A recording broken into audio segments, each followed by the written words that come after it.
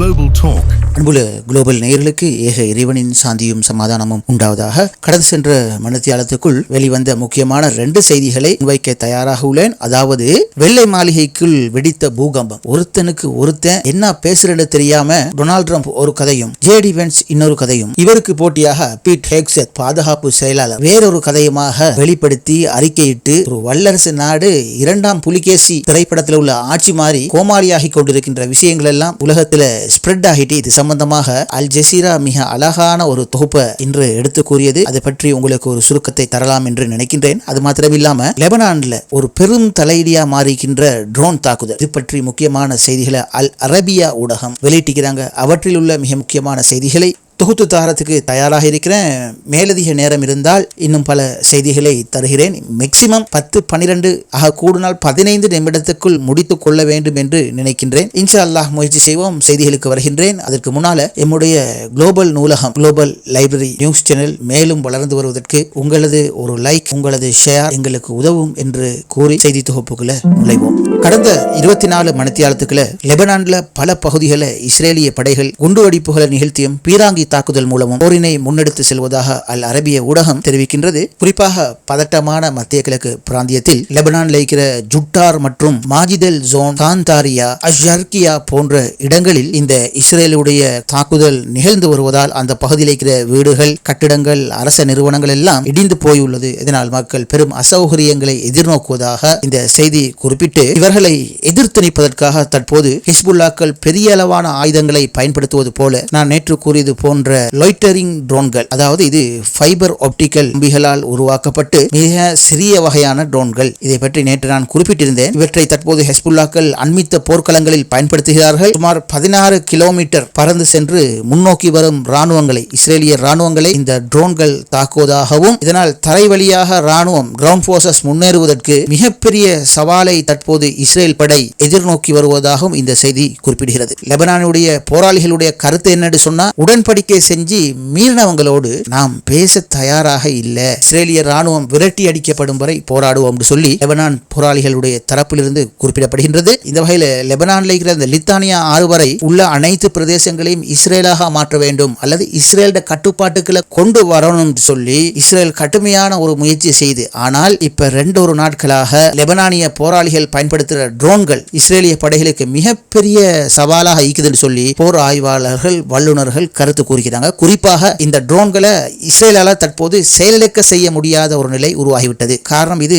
சிறிய fibre optical கேபிள்களால் இயக்கப்படுவது. நேற்று நான் சொன்னேன், இதனால இதை மின்னணுக்கள் முறையில் அவற்றுடைய சிக்னல்களை குழப்புவது அல்லது திசை திருப்புவது அல்லது செயலிழக்க செய்யறதெல்லாம் முடியாம போயிட்டு, இது இஸ்ரேல் படைகளுக்கு பெரும் அச்சுறுத்தலாக மாறிட்டு, சமகாலத்தில் இந்த போர்கள்ல இந்த ட்ரோன்களை எதிர்த்து தாக்குதல் செய்யறவங்கள அனுபவசாலிகள் அல்லது திறமையானவர்கள் என்று இன்று பொதுவாக பாராட்டப்படுவது இந்த உக்ரைனிய ராணுவத்தினர். காரணம், ரஷ்யா அனுப்பும் அதிக ட்ரோன்களை உக்ரைனியர்கள் அடி வாங்கி வாங்கி வாங்கி இப்போது அதுல புலமை பெற்று ட்ரோன்களை எவ்வாறு தடுக்கலாம், ட்ரோன்களை எப்படி திசை திருப்பலாம், தரையிறக்கலாம் என்கிறத அனுபவத்தின் மூலம் படித்து இன்று அதிகமான ரஷ்யாவுடைய ட்ரோன் சிக்னல்களை முன்கூட்டியே கணித்து அவை குறித்த இலக்குகளை அடைய விடாது அந்த ட்ரோன்களை ஃபெயில் ஆக்குறதுல இந்த உக்ரைன் படை வெற்றி கண்டு வருகிறது. இதெல்லாம் மாற்று கருத்து கிடையாது. அதனால தான் இந்த UAE, சவுதி அரேபியாவுக்கெல்லாம் உக்ரைன் ஈரானிய ட்ரோன்களை தடுக்கிறதுக்கான தொழில்நுட்பம் யுக்திகளை செய்து கொடுக்கிறாங்க. சொல்லிக் கொண்டிருக்கும் போது ஒரு செய்தி கிடைச்சது, அதையும் சொல்றேன். இன்று உக்ரைன்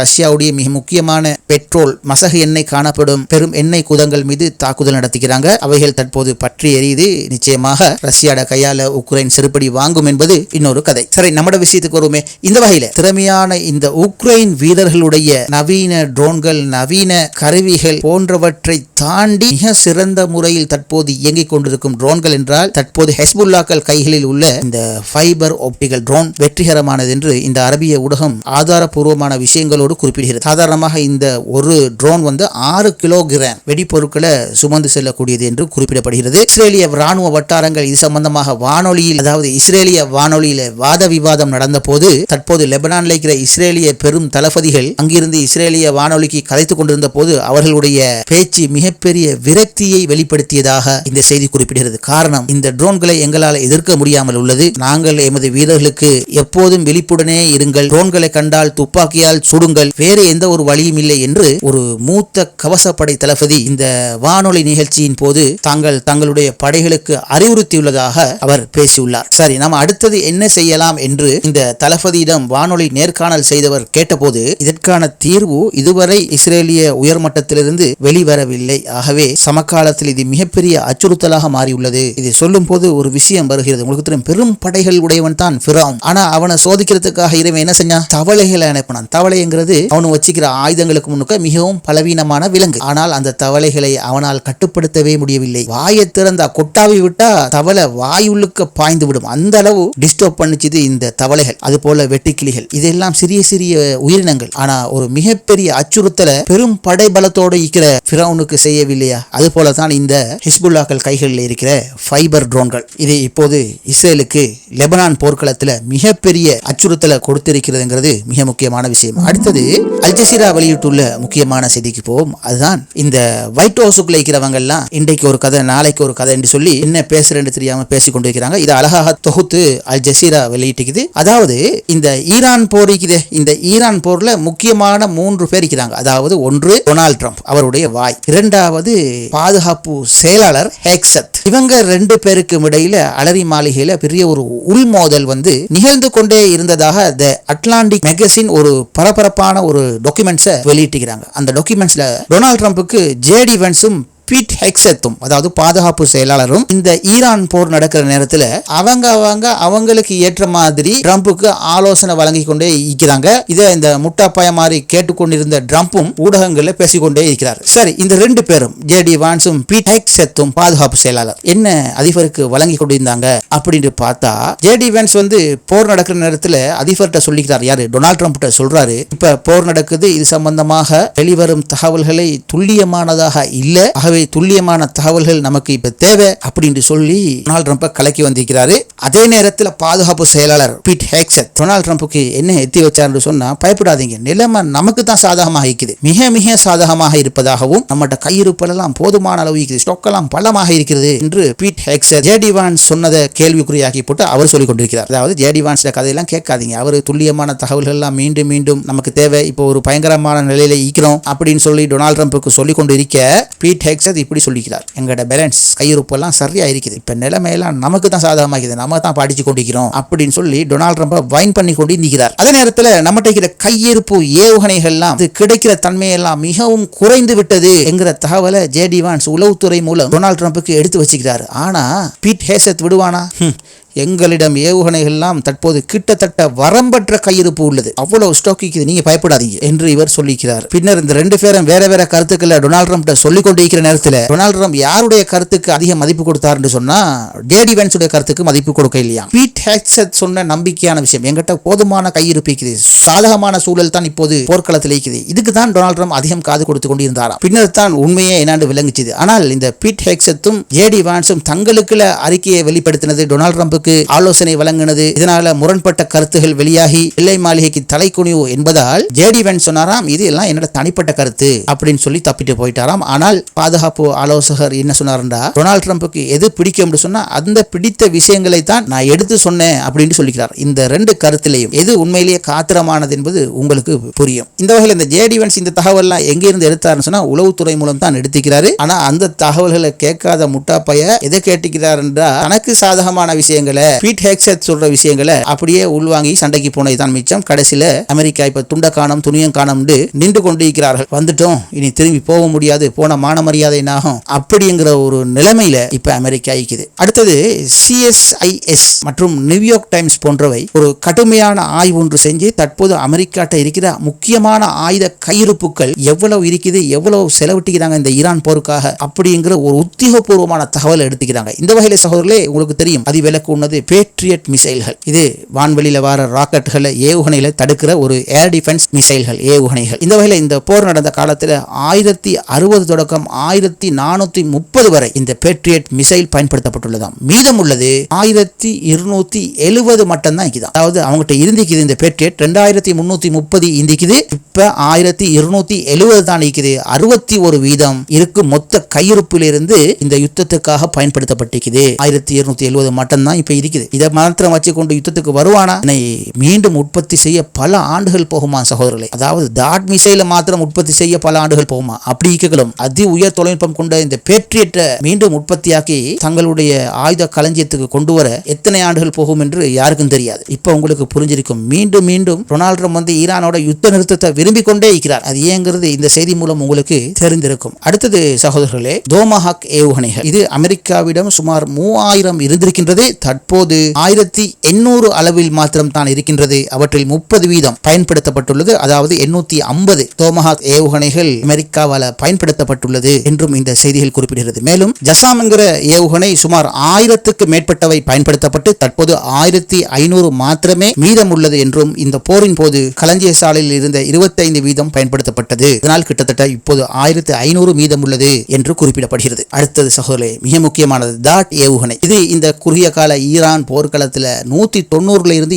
290 வரை பயன்படுத்தப்பட்டுள்ளது என்றும் கையிருப்புல இந்த டாட் ஏவுகணை தற்போது அமெரிக்காவிடம் இல்லை என்றும் இந்த பத்திரிகைகள் ஒரு யூகத்தை வெளியிட்டுள்ளது. இந்த விஷயத்தை சாதாரணமா சகோதரர் இந்த பத்திரிகை அமெரிக்காவில் ஆய்வு செஞ்சு எழுதிக்க மாட்டாங்க. ஏன்னு சொன்னா உங்களுக்கு தெரியும், நியூயார்க் டைம்ஸ், CSIS போன்றவை ஒரு பெரும் பத்திரிகைகள். இவை அமெரிக்காவில் உள்ளதால் அமெரிக்காவுடைய உளவு பிரிவு மற்றும் மிக முக்கியமான ஆயுதங்களோடு தொடர்புள்ள ராணுவ தரவுகள் இருந்து தான் இந்த செய்தியை அவர்கள் வெளியிட்டுள்ளார்கள். அந்த செய்தியை தான் அல் ஜசீரா தொகுத்து கூற அதை நான் உங்களுக்கு சுருக்கமாக என்னால முடிஞ்ச அளவு தமிழ்ல உங்களுக்கு முன்வைக்கிறேன். இந்த வகையில இந்த செய்தி மேலும் சொல்லுது, தற்போது அமெரிக்காவின் கையிருப்பு மிக ஆபத்தான அளவு குறைஞ்சு போயிட்டு அமெரிக்கா மறுபடியும் பழையபடி மீள் நிரப்ப வேண்டும் என்று சொன்னா இன்னும் பல ஆண்டுகள் தேவைப்படும் என்று குறிப்பிடப்படுகின்றது. முக்கியமான மிசைல் பேட்ரியட் 60% பயன்படுத்தப்பட்டிருக்கிறது. 80% டாட் பயன்படுத்தப்பட்டிருக்கிறது. கையிருப்புல டாட் ஈக்குதா இல்லையாங்கிற தகவலே இல்லையா. பெரும்பாலும் இந்த தகவல் இல்லாததால கையிருப்புல டாட் மிசைல்கள் இப்போது அமெரிக்காவிடம் இல்லை. இந்த போர் தொடங்கி சுமார் 2 நாட்கள மாத்திரம் வெடிபொருட்களுக்காக 5.6 பில்லியன் அமெரிக்க டாலர்கள் செலவாகி உள்ளதாம். அப்படியா ஈக்கிற நேரத்துல இந்த அமெரிக்கா ஈரான் போர் நடந்த அவ்வளவு காலத்தையும் கணக்கிட்டு பார்த்தா அமெரிக்கா எவ்வளவு செலவழிச்சு கொண்டு யோசிச்சு பாருங்க. அதனால தான் நியூயார்க் மேயர் சொன்னார், இந்த போருக்கு செலவழிக்கிற சல்லிய அமெரிக்காவில் எவ்வளவு ஆக்கப்பூர்வமான விஷயங்களுக்கு பயன்படுத்தலாம், ஆனா அமெரிக்க ஜனாதிபதி அழிவுக்கு பயன்படுத்தி கொண்டிருக்கிறாரு அப்படின்னு சொல்லி நியூயார்க் மேயர் ஜஹரான் மதனி சொன்னதை நீங்க எங்கேயாவது பார்த்திருப்பீங்க. இந்த வகையிலே சகோதரர்களே, ஈரானுடைய ராணுவ சக்தி சம்பந்தமாக டொனால்ட் ட்ரம்பும் பாதுகாப்பு செயலாளர் ஹெக்ஸத்தும் சேர்ந்து என்ன சொன்னாரு, அதே நேரத்தில் அமெரிக்காவோட உளவுத்துறை என்ன சொல்லிச்சுது என்று பார்த்தா இந்த வெள்ளை மாளிகைகளுடைய நிலைமையும் அமெரிக்கா அரசாங்கத்துடைய அறிவு மட்டத்தையும் நம்ம தெளிவாக விளங்கிக் கொள்ளலாம். அதாவது ஹெக்ஸத்தும் டொனால்ட் ட்ரம்பும் சொல்றாரு, ஈரான் வான்படை முற்றிலுமாக அழித்து முடிவு கட்டிட்டோம் அப்படின்னு அவங்க உத்தியோகபூர்வமாக வெள்ளை மாளிகையில் இருந்து தகவல் வெளியிடுறாங்க. ஆனா முழுமையாக அறிந்த அமெரிக்காவுடைய உளவுத்துறை மதிப்பீடு என்ன சொல்லுதுண்டா, ஈரானிடம் 2 பங்கு அதாவது 66% ஈரான் வான்படை இன்னும் உயிர்ப்போடு இருக்கிறது. அழிந்து போனதை தற்போது வேகமாக மீள்கட்டமைத்துக் கொண்டிருக்கின்றார்கள். இந்த வகையில வான்படை பலம் அதாவது ட்ரோன் பலம் அவங்கிட்ட குறையவே இல்லை என்கிறத அமெரிக்கா உளவுத்துறை சொல்லுது. பார்த்தீங்களா, பாதுகாப்பு செயலாளரோட சேர்ந்து ஜனாதிபதி ஒரு கருத்து சொல்ல அமெரிக்காவுடைய ராணுவ உளவுத்துறை இப்படி ஒரு கருத்தை சொல்லுது. இது ரெண்டுலையும் எது சரியாயிக்கொண்டு சொல்லி நீங்க யோசிச்சு பாருங்க. அடுத்தது, ஈரானுடைய ஏவுகணை தளங்கள் தற்போது செயல்பட முடியாத நிலைக்கு நாங்க ஆளாக்கிட்டோம் அப்படின்னு சொல்ற நேரத்தில் அமெரிக்கா உளவுத்துறை சொல்லுது, 150% நாங்க அழித்தோம், இப்போது அந்த 50% இயக்கப்படுகிறது. அதாவது ஒரு இடத்துல உடைஞ்சு போனா அதுக்கு பதிலாக இன்னொரு இடத்துல மிக வேகமாக நிலக்கில் ஏவுகணை தளங்களை மலை குகைக்குள் அமைத்துக் கொண்டே இருக்கின்றார்கள் என்று அமெரிக்க உளவுத்துறை மதிப்பிட்டுள்ளது. அடுத்தது கமாண்டரி செக்ஷன் அதாவது கட்டளை கட்டுப்பாடு. இத டொனால்ட் ட்ரம்பும் பீட் ஹெக்ஸத்தும் சொல்றாரு, ஈரான் தற்போது கட்டளை மையம் துண்டு துண்டாக ஆக்கிவிட்டோம், இப்போது அவங்களுக்கு சரியான கம்யூனிகேஷன் இல்ல அப்படிங்கிற ஒரு கருத்தை வெள்ளை மாளிகையிலிருந்து சொல்லும் போது அமெரிக்காவோட உளவுத்துறை சொல்லுது, பெரும்பாலான கட்டளை அமைப்புகள் அப்படியே உள்ளது. IRGC உலக ராணுவ கட்டளை அமைப்புகள் இருந்து முற்றிலும் மாறுபட்ட அமைப்பு அப்படின்னு சொல்லி அமெரிக்க உளவுத்துறை சொல்லுது. சகோதரர்களே, நான் வேற ஒரு இடத்துல பார்த்த விஷயம், IRGC எப்படி கண்ட்ரோல் ஆகுதுன்னு சொன்னா ஈரான்ல இருக்கிற ஆன்மீக தலைவருக்கு கண்ட்ரோல் ஆகும், ஆனா ஜனாதிபதிக்கோ பாதுகாப்பு செயலாளருக்கோ கண்ட்ரோல் ஆகாது.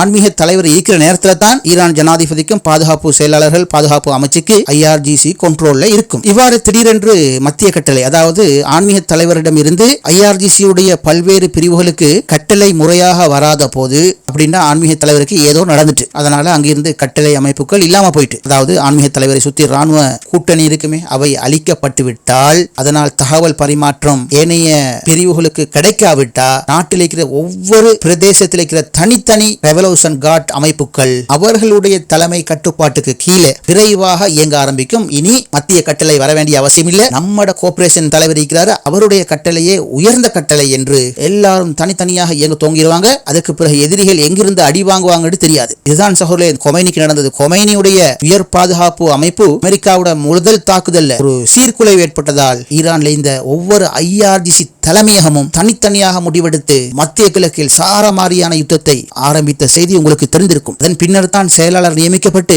IRGC கண்ட்ரோல் பண்ண பார்த்த போது அதற்கும் IRGC கட்டுப்பட இல்லை என்று சொன்னா அந்த IRGC உடைய கான்ஸ்டிடியூஷன் அப்படி. அதன் பின்னர் தான் ஈரானுடைய ஜனாதிபதி நாங்க இதற்கு பிறகு அரபு நாடுகளை தாக்க மாட்டோம் சொன்ன போது கூட IRGC அவற்றை காதில் வாங்கிக் கொள்ளாமல் மத்திய கிழக்குல சுழன்று தாக்குதல் நடத்தினாங்க. அதன் பின்னர் போர்ட் ஆஃப் கண்ட்ரோல் கூடி ஒரு ஆன்மீக தலைவர் உருவாக்கப்பட்ட பிறகு IRGC கண்ட்ரோலுக்கு வந்தது. நான் நேற்று கூட ஒரு செய்தியை பார்த்தேன், நம்பகமான செய்தி என்று சொல்லி எனக்கு சொல்ல முடியாது. தற்போது ஈரானுடைய ஆட்சியை IRGC பெற்றுக் கொள்ள போது அரசாங்கத்தை கலைத்து ராணுவ ஆட்சியை கொண்டு வருவதற்கான ஏற்பாடுகள் நடைபெற்று வருவதாகவும் செய்தி வருகிறது. இந்த செய்தியை கேட்ட அமெரிக்கா இஸ்ரேல் மிகப்பெரிய ஒரு கலக்கத்தில் இருப்பதாகவும் IRGC உடைய ராணுவ ஆட்சி வந்துடக்கூடாது, வந்தால் நம்மளை தாக்குறத கட்டுப்படுத்தவே முடியாது, இனி ஈரான் என்பது வடகொரியா போல போயிடும், நினைச்சதெல்லாம் செய்ய ஆரம்பிச்சிருவாங்க என்பது அமெரிக்காவுக்கும் இஸ்ரேலுக்கும் இப்போது தெரிகிறது. அநியாயமா கொமைனியை கொண்டு போட்டோமே, அவரு ஒரு மிதமான மனுஷன், இப்ப நாடு குழம்பி மிரண்டு போன நிலைமையில இருக்குது. அதாவது சாது மிரண்டால் காடு கொள்ளாது, அப்படி ஒரு நிலைமையில தான் இப்ப ஈரான் இருக்குது. பொறுத்திருந்து பார்ப்போம். இவ்வாறு சகோதரர்களே, இந்த கட்டளை மையங்கள் துண்டு துண்டாக ஆக்கப்பட்டதுன்னு சொல்லி ஹேக்ஸத்தும் ட்ரம்பும் சொன்னாலும் கட்டளை அமைப்புகள் அப்படியே இருக்குது, கொமாண்ட்ரி செக்ஷன் அப்படியே இருக்குது, இயங்கிக் கொண்டே இருக்குதுன்னு சொல்லி அமெரிக்காவுடைய உளவுத்துறை தெளிவான அறிக்கையை வெளியிட்டாங்க. அடுத்தது ஈரான் கடற்படை சம்பந்தமாக இந்த ஹேக்ஸத்தும் ட்ரம்பும் என்ன சொன்னாங்க? ஈரானிய கடற்படை தற்போது அரபி கடலுக்குள் மூழ்கடிக்கப்பட்டது, கடலில் அடியில் இப்போது ஈரானிய படை இருக்குதுன்னு சொல்லி இவர்கள் சொல்ற நேரத்தில் இந்த அமெரிக்காவுடைய CIA உளவு பிரிவு என்ன சொல்லுதுன்னு சொன்னா, வேகமான கொசுப்படை குழுக்கள் லட்சக்கணக்கில் ஹார்மோஸ் மற்றும் வளைகுடா பகுதியில் நிலை கொண்டுள்ளார்கள். மேலும் இவர்கள் இந்த ஹோர்மோஸுக்கு அருகாமையில் மறைமுகமாக கண்ணி வெடிகளை கடலில் நிலைநிறுத்தும் திறனில் இவர்கள் உள்ளதாக செயற்படுவதாக அமெரிக்க உளவுத்துறை குறிப்பிட்டிருக்குது. எனவே சகோதரர்களே, இந்த மேற்படி தரவுல இந்த உங்களுக்கு என்ன விளங்கிக்கன்னு சொன்னா, எவ்வளவு பெரிய வல்லரசு நாடு அவர்களுக்குள்ளேயே தெளிவில்லாத ஒரு முரண்பட்ட நிலைப்பாட்டோடு மிகப்பெரிய தொழில்நுட்பங்கள்லாம் வச்சுக்கொண்டு நாட்டை நடத்தி வராங்க. சுருக்கமா சொன்னா என்ன நடக்க போகுதுண்டா, மிகப்பெரிய வல்லரசு ஒரு முட்டாள் தலைவனால் முடிந்து போகிறது என்பது நமக்கு இந்த அறிக்கைகள் செய்திகள் எல்லாம் புலப்படுத்துது. சரி சகோதரே, அரவாசியில விட முடியாது என்பதால இந்த ரெண்டு செய்தியும் சற்று நீண்டு விட்டது. சரி, மறுபடியும் சந்திப்போம். இது குளோபல் நூலகத்துடைய குளோபல் டோக் நிகழ்ச்சி.